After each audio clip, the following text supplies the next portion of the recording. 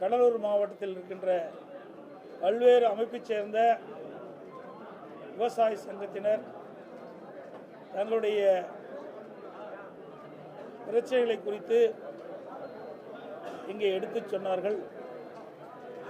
அதிமுக ஆட்சி வந்த பிறகு அவர் சொன்ன கருத்துக்களை எல்லாம் பரிசீலித்து அதுக்குண்டான நடவடிக்கை மேற்கொள்ளப்படும் என்ற செய்தி இந்த நேரத்தில் தெரிவித்துள்ளேன்.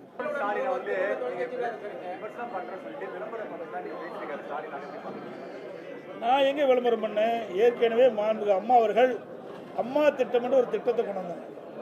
அதிமுக ஆட்சி இருக்கும்போது, அம்மா இருக்கும்போது, அப்போ இந்த வருவாய்த்துறை அதிகாரிகள்லாம் ஒவ்வொரு கிராமமாக போய் அந்த கிராமத்து மக்களை சந்தித்து அவருடைய பிரச்சனை என்று கேட்டு அதை தீர்த்து வச்சாங்க. அதை ஸ்டிக்கர் ஒட்டி தான் இன்றைய முதலமைச்சர் ஒரு 40 கோரிக்கைகள் அடங்கிய ஒரு விளம்பரத்தால் அடித்து உங்களுடன் ஸ்டாலின் என்று விளம்பரப்படுத்துகிறார். ஏன் இந்த 4 வருஷமாக செய்யலை? மக்கள் இவ்வளோ பிரச்சனை இருக்குது இல்லை, அவர் கொடுத்த 46 இடத்துலையும் பிரச்சனை இருக்குல்ல, அது ஏன் செய்யலை? அது மட்டும் இல்லை, நான் எல்லா கூட்டத்திலும் நான் சொல்லியிருக்கேன். இதே போல தான் அவர் எதிர்க்கட்சி தலைவராக இருக்கும்போது திராவிட முன்னேற்ற கழகம் சேர்ந்த சட்டமன்ற உறுப்பினர், இன்றைய முதலமைச்சர் அதோட அவருடைய மகன் உதயநிதி எல்லாம் மாநிலம் பூரா போய் அங்கே ஒரு பெட்ஷீட்டை போட்டு அங்கே அமர்ந்து மக்கள்கிட்ட மனு வாங்கினாங்க. பிரச்சனைகள்லாம் என்னென்னு கேட்டு மனு வாங்கினாங்க. அந்த மனு என்னாச்சு? அப்போவே மக்களுடைய பிரச்சனை கொடுத்துட்டாங்கல்ல. 4 வருஷம் மக்களுடைய பிரச்சனை தீர்க்கல. அவ்வளோ பிரச்சனை இருப்பதாக இந்த முதலமைச்சரை ஒத்துக்கிறாரு. இப்போ இன்னும் இருக்கிறது எஞ்சி எவ்வளோ? 8 மாதம் இருக்குது. 8 மாதத்தில் எந்த பிரச்சனை தீர்க்க முடியும்? விவசாயிகள் சொன்னாங்களே, எவ்வளோ பிரச்சனை எடுத்து சொன்னாங்க. இதுதான் உண்மை. இதையெல்லாம் ஒரு ஷோ, ஒரு நாடகம். அடுத்து வருகின்ற 2026 ஆண்டு நடைபெறுகின்ற தேர்தலில் மக்களை ஏமாற்றுவதற்காக இப்படிப்பட்ட ஒரு விளம்பர மாடல் அரசு நேற்றைய தினம் அந்த விளம்பரத்தை முதலமைச்சர் தொடங்கியிருக்கார். மக்கள் நம்பிக்கையோடு வந்து மனு கொடுக்குறாங்க. அது மட்டும் இல்லாமல் ஒரு முதலமைச்சர் சொல்றத ஐஏஎஸ் அதிகாரி கேட்கணும். ஆனால் நீங்கள் ஐஏஎஸ் அதிகாரி மீது நடவடிக்கை எடுக்கணும்னு எடுத்துக்கிறீங்க. ஆமாம், நீங்கள் எந்த பத்திரிக்கை? புதிய தலைமுறை.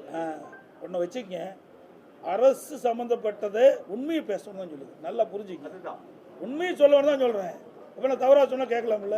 1,05,00,000 மனுக்கள் பெறப்பட்டது.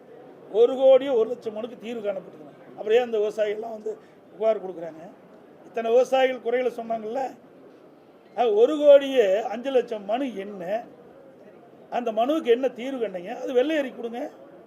ஏன்னா அரசியல்வாதி ஆகிடக்கூடாது. அரசாங்க ஊழியர்கள் வந்து உயர்ந்த பதவியில் இருக்கிறவங்க, கூடுதல் தலைமைச் பொறுப்பு இருக்கிறவங்க, அவர் சொன்னால் நம்புவாங்க அப்படின்னு அரசு எந்திரத்தை தவறாக பயன்படுத்துறது இந்த அரசாங்கம்.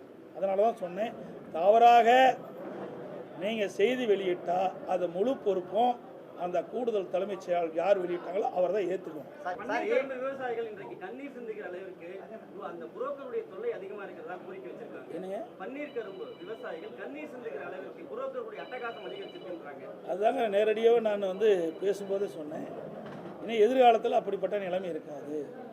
அரசாங்கமே நேரடியாக விவசாயிகளை சந்தித்து அந்த பொங்கல் தொகுப்பு கொடுக்கின்ற பொழுது அந்த பன்னீர் கருமை அரசாங்கமே கொள்முதல் செய்யும். நியாயமான விலை அரசு நிர்ணயிக்கப்பட்ட நிலை அந்த விவசாயிகளுக்கு கிடைக்கும். சார், ஈடிக்கு பயந்துக்கிட்டு டெல்லியில் போய் அதிமுகவை அடமானம் வச்சிருக்காரு எடப்பாடி பழனிசாமின்னு திமுக ஸ்டாலின் சொல்லிருக்காரு. இன்னும் அடுத்த வருங்காலங்களில் ஒட்டு மொத்தமாக மக்கள் வீட்டுக்கு அனுப்பிச்சிருவாங்க இப்போ பேசுகிறேன் சார். இதுதாங்க நேற்றையே நான் பேசுனேன். நேற்றுலாம் நீங்கள் டிவியில் எடுத்தீங்களா இல்லையா? ஆக எனக்கு என்ன விவசாய தொழில் ஒன்று தான், பெரிய கம்பெனியாக விளையாட்டு இல்லை. புரியுதா? நான் விவசாயம் தான் பண்ணிட்டு இருக்கிறேன். விவசாயத்தில் என்ன பண்ண முடியும்? ஒன்றுமே பண்ண முடியாது. நல்லா புரிஞ்சுக்கங்க. அனைத்து இந்திய அண்ணா திராவிட முன்னேற்ற கழகத்தை பொறுத்த வரைக்கும் மக்கள் தான் எஜமானர். அவருடைய பிரச்சனையை தான் நாங்கள் பேசுவோம். இன்றைக்கு இதே திராவிட முன்னேற்ற கழகம், இன்றைக்கு இருக்கிற முதலமைச்சர், அவருடைய அப்பா திரு கருணாநிதி இருந்த போது 1999 பாராளுமன்ற தேர்தலில் யாரோட கூட்டணி வச்சார்? இது வரைக்கும் நான் கேள்வி கேட்டுக்கிற பதில் சொன்னாராம். 2001 இதே பாரதிய ஜனதாவோட தான் திமுக கூட்டணி வச்சு. அப்பெல்லாம் ஏன் இதெல்லாம் சொல்லலை? இப்போ ஏன் சொல்கிறாரு? பயம் வந்துட்டுது. எடப்பாடி பழனிசாமி யாரோடையும் கூட்டணி வைக்க மாட்டார்னு நினைக்கிட்டு இருந்தார். நான் பாரதிய ஜனதாவோட கூட்டணி வச்சதையும் திரு ஸ்டாலினுக்கு பயம் வந்துட்டு, அந்த பயம்தான் இன்னைக்கு இப்படிப்பட்ட வார்த்தையெல்லாம் பேசிட்டு இருக்காரு. இதுதான் நிலைமை. திமுக கூட்டணி வச்சா அது நல்ல கட்சி, அதிமுக கூட்டணி வச்சா மதவாத கட்சி. இது எந்த விதத்தில் சரி? 7 நாள் சார், நீங்க பிரச்சாரம் முதல்வர் வச்சிருக்கீங்க. சொல்றீங்க, ஆனா எட்டாவது அமித்ஷா வந்து எப்ப பார்த்தாலும் கூட்டணி ஆட்சிதான் சொல்லிட்டு இருக்காரு. கூட்டணி ஆட்சி இல்லை, எங்களுடைய கூட்டணி ஆட்சி அமைக்கணும் சொல்றேன்.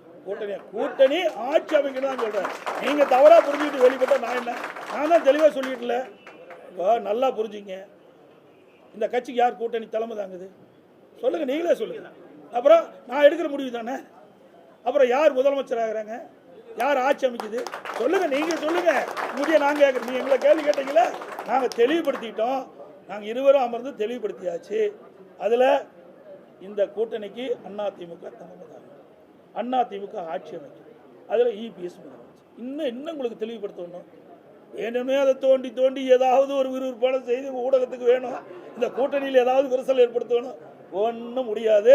தெளிவான கூட்டணி, அதிமுக கூட்டணி பிரம்மாண்டமான வெற்றி பெறும், தனிப்பெரும் ஆட்சியை அமைக்கும். ஸ்டாலினுடைய திமுக அரசை வீட்டுக்கு அனுப்புறதுக்கு மக்கள் தயாராகிட்டாங்க சார். ஆமாம், நிச்சயம் தயாராகிட்டாங்க. எல்லா இடத்துலையும் ஊடகங்கள் பத்திரிகை போகிறீங்கள, எந்த அளவுக்கு எழுச்சி பார்க்குறீங்க, எந்த அளவுக்கு ஆரவாரத்தை பார்க்குறீங்க, மக்களுடைய முகத்தில் பிரகாசமாக இருக்குதுல்ல, அதுதான் வெற்றிக்கு அறிகுறி. ஆமாம், அவர் அணியில் சரியான அணி தான். சொல்லுங்க பார்க்கலாம்.